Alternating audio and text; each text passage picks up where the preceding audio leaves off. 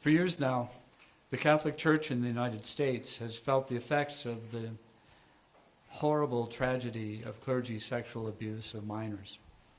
The impact of this tragedy affects us today in our Diocese of El Paso, with 18 pending lawsuits against the diocese for alleged sexual abuse of minors occurring between 1956 and 1982 in southern New Mexico.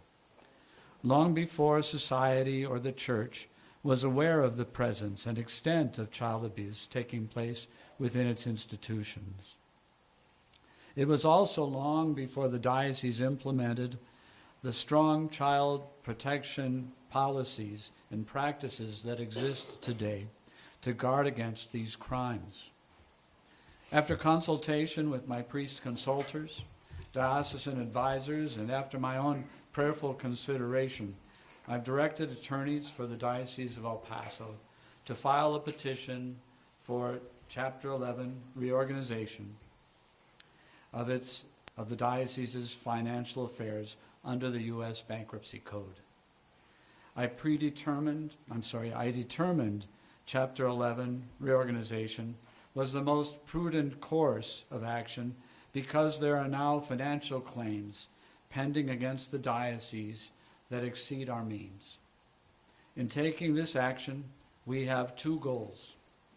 One, to equitably compensate those who have been harmed, and secondly, to carry on the essential ministries of the Church in our diocese so we continue to meet the needs of all who rely upon the Church.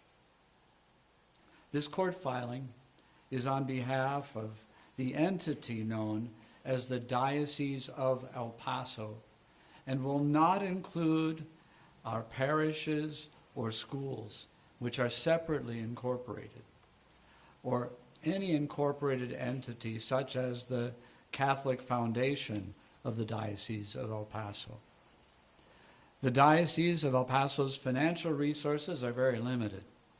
Chapter 11 reorganization will allow the Diocese of El Paso to use its available resources to compensate abuse survivors in a single process overseen by a court that seeks to treat all equitably. By serving as a final call for legal claims against the diocese, the proceeding will allow the Diocese of El Paso to move forward on a stable financial ground. The Diocese of El Paso is committed to maintaining a safe environment where every person is protected as a valued member of our Catholic communities. We will also maintain open lines of communication to abuse survivors as an ongoing ministry of the Church, and we will remain vigilant in upholding the policies and practices that have been implemented to keep children safe. Some of you listening to this may feel disheartened or frustrated by this development. Some may feel anger or resentment at the allegations that some who were called to serve children and the vulnerable abused them instead.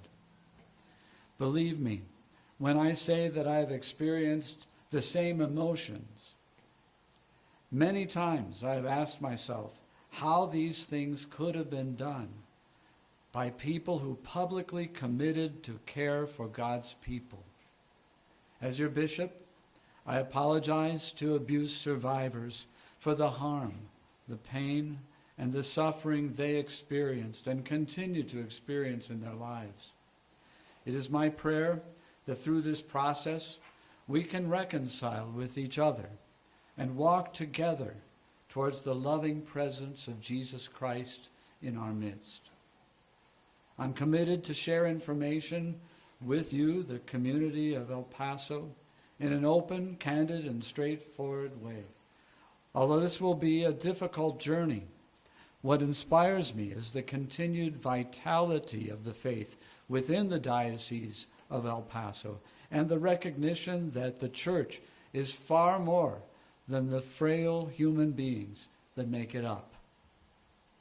We will continue to serve the Lord with all our hearts through whatever trials may come. I will continue to pray for the church in El Paso. We will move forward, not forgetting our past, but addressing it and taking appropriate responsibility for those who were harmed. Let us place our trust in God, who is our strength and our hope, and who is always with us. With faith in Jesus Christ, I share this information with you today, trusting that he will bring us safely through. Thank you.